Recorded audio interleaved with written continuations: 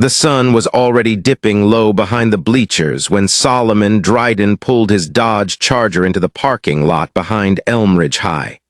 It looked like any other small-town Texas school, red brick walls, flags fluttering over the entrance, the buzz of proud families gathering for graduation night. But for Solomon, it wasn't just another ceremony. It was the day his son Tyron graduated, and he'd driven 8 hours straight to be there, boots polished, uniform crisp, heart full. His wife had passed 2 years earlier, but this drive kept her close. He pulled a photo from the glove compartment, her holding baby Tyron, both smiling like the world hadn't yet learned how to bruise them. "I promised you," he whispered, slipping the photo inside his jacket, "I wouldn't miss it." When he stepped inside the packed gym, noise swelled around him, chairs scraping, laughter, the smell of popcorn and floor wax. Solomon showed his ticket to a volunteer, found his front row seat, and sat still, posture straight as a blade. Some people looked, then looked away. Some smiled politely, others whispered.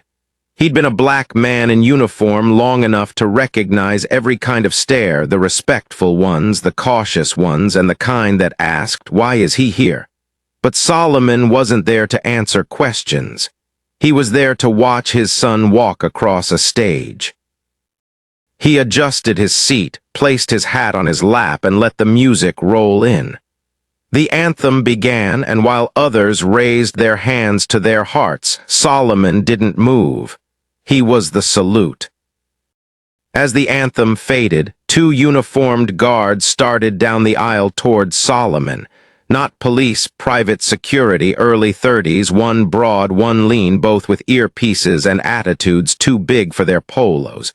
The shorter one leaned down and whispered, "Sir, you'll need to come with us." Solomon turned his head slowly. "Is there a problem?" The taller one smirked, gum snapping. "This section S for families of graduating seniors." Solomon blinked once. "It is." "Third row left side, ticket confirmed." The shorter guard didn't even look. "We got told it's full." Solomon didn't move. "It was full when I sat down too. You want to tell me who gave that order?" The tall one shifted, half shrugging. "Look, man, no big deal, just move to the back." And there it was, not about policy, but about placement. Solomon's voice stayed calm, but colder now. "I drove 8 hours to see my son graduate. I'll be sitting right here." The crowd began noticing, a few whispers spreading like wind through grass. Someone tilted a phone, recording quietly. The shorter guard squared up. "Sir, I'm gonna ask one more time." Solomon's reply came steady, almost low enough to disappear. "You can ask all day, I'm not moving." That phrase hung in the air like thunder. Then the tall one said it, that quiet, poisonous phrase Solomon had heard his whole life. "Maybe you'd be more comfortable in the back." The sound shifted in the gym, laughter died, heads turned. That wasn't about seats anymore. That was history speaking through a uniform that had no right to wear it.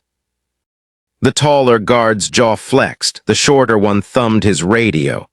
"We've got a situation." Solomon didn't look up. Stillness, he knew, could command a room louder than rage. A woman nearby leaned in, whispering, "Don't you let them move you." He nodded once, acknowledgement without words. He wasn't there to fight, he was there for his son, but the guards kept pressing. "You got a name, sir?" one asked. "Yeah," Solomon said quietly, "but you don't need it." "You a cop?" "Marine." His tone didn't waver, but something in it made both guards stand straighter. Then the gym doors opened with a click, subtle but sharp enough to cut the noise. 6 men walked in. No uniforms, no badges, just the kind of stillness that only comes from people who have seen war. They didn't enter together, they filtered in, taking separate seats. But anyone watching closely could tell. They moved the same, watched the same. Solomon didn't turn, didn't need to. He felt their presence like gravity. The guards didn't notice, not yet. One leaned closer again. "Look, man, I'm trying to help you here." Solomon's voice dropped an inch. You don't have that kind of favor to offer." That line stopped him cold. The gym's energy thickened. Behind them, one of the men stood, quiet, composed, but unblinking, Creed Marston, a name that meant something to Solomon and a past that was about to walk right into the present. Creed spoke first, his voice low but cutting through the air. "Is there a reason this man's being bothered?" Silence rippled. "We've got it handled," one guard stammered. Creed stepped closer. "No, you don't."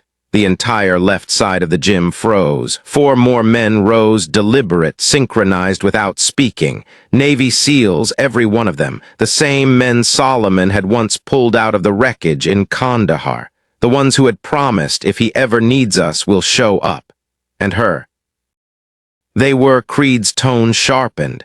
"You're embarrassing yourselves. Walk away." The guards hesitated. One's hand brushed his belt, not for a gun, but close enough. Creed didn't blink. "You touch him, you answer to me." Murmurs spread through the crowd. A teacher tried to steer attention back to the stage, but it was useless. The ceremony was still going, names were being read, but the real moment was happening right there, 3rd row left side. The guards stood still, suspended between pride and fear. Solomon finally looked up, eyes locking with Creed S. A silent nod, acknowledgement, not rescue, respect. Creed eased back into his seat, mission complete, without a move made, and for the first time in minutes, everyone breathed again. As the room quieted, Solomon's mind flashed back, 15 years earlier, Kandahar. The memory came without invitation, the smell of sand and blood, the scream of metal. The explosion that had flipped their convoy and buried his team under fire. 6 men down, 1 trapped under a burning Humvee, Creed among them, bleeding but alive. Solomon hadn't waited for orders. He ran through open fire, dragging Creed and 2 others out.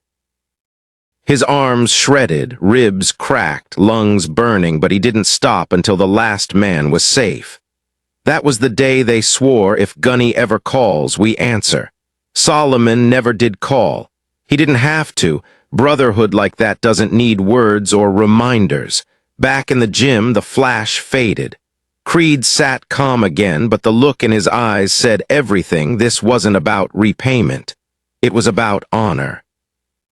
The guards, now realizing who they'd been standing against, froze in a kind of shame that no apology could fix. One school official finally stepped in, whispering, "It's handled." The guards turned, walking out stiffly under 1,000 watching eyes. Solomon stayed seated, still and steady, like nothing had happened, but everyone knew something had. Across the gym, Tyron Dryden stood in line with his classmates, cap tilted, robe wrinkled, heart racing. He had seen it all, the guards, his father's stillness, the strangers who stood for him. He didn't understand all of it, but he felt it. It wasn't fear, it was fire, pride. He thought about the stories his dad never told, the box in the garage marked Kandahar, the medals hidden in drawers, the silence when war was mentioned. And now he knew why. His father didn't carry his strength in stories. He carried it in silence. As his row moved closer to the stage, Tyron kept glancing toward that 3rd row where Solomon sat unmoved. When his name was finally called, "Tyron Dryden," the room erupted. But it wasn't just applause, it was a wave. 6 men in different corners of the gym rose, clapping in perfect unison. The sound hit like a heartbeat, steady, deep, deliberate. Tyron walked across the stage, tall and proud. He found his father in the crowd and held that look. Solomon didn't wave, didn't stand, he just smiled, small but powerful.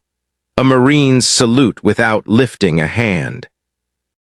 When it was all over, balloons floated, families cheered, and students flooded out the gym doors. Solomon stayed seated for a while, letting it sink in. The air was thick with laughter and flash photography, but he heard only the echo of his wife's voice. "You did it." Creed approached quietly. "You good?" he asked. Solomon nodded. "Been through worse." Still shouldn't have happened, Creed said. No, Solomon agreed, but it did, and everyone saw what respect really looks like. Outside, the heat hit hard, bouncing off the asphalt. Tyron stood by the flagpole, half-zipped gown, diploma in hand. When he saw his father, he stopped mid-laugh and met him halfway. They tried to move you, he said. I saw, Solomon nodded. I know, Tyron's jaw tightened. I was about to walk off that stage. And that's why you didn't, Solomon replied, because you trusted I could handle it, and you handled yours. The boy smiled, not a teenager's grin, but a man's. Who were those guys? Solomon looked toward the 6 men by the exit. Brothers, men who don't forget. They walked together to the parking lot, the crowd thinning, the sun melting into gold. The Charger waited, the same car his wife used to drive. Inside, the air smelled faintly of leather and old memories. Tyron broke the silence. Why didn't you say anything back there? You just sat there. Solomon tapped the steering wheel once. Because I don't need to shout to be heard. I don't need to stand to know my worth. He looked at his son. Life's gonna hand you 100 chances to react in anger. But sometimes silence cuts deeper. Dignity lasts longer. That's what people remember. He pulled the photo from his jacket again, his wife holding baby Tyron.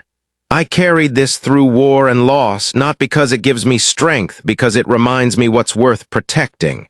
Tyron stared at the picture, eyes glistening. I want to be like you, he whispered. Solomon smiled softly. You already are. The engine hummed low and steady. So what now? Tyron asked. Now, Solomon said, we drive home, you pick dinner. Waffle House, the boy grinned. As they pulled away, the school shrank in the mirror, but the lesson stayed that real strength doesn't shout, it stands. Some men raise voices to be seen. Others stand silent and are never forgotten. Headphone, if this story moved you, share it. Subscribe for more powerful, true stories that remind us what honor, loyalty, and love really mean.